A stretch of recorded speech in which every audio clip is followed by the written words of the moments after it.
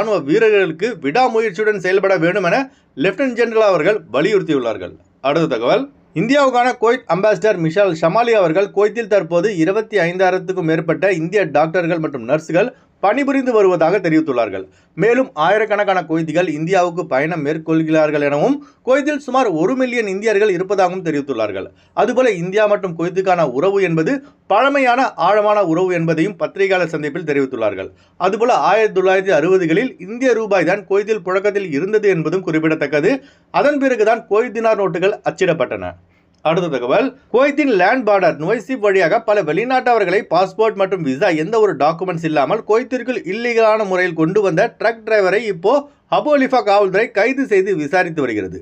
முதற்கட்ட விசாரணையில் இந்த ட்ரக் டிரைவர் ஒவ்வொரு வெளிநாட்டவர்களிடமிருந்து சுமார் 1000 குவைத் தினார் பெற்றுக்கொண்டு காய்கறிகள் மற்றும் பழங்கள் கொண்டு வரும் ட்ரக்கில் மறைத்து வைத்து நுவைசிப் செக்கிங் பார்டரை தாண்டியவுடன் வெளிநாட்டு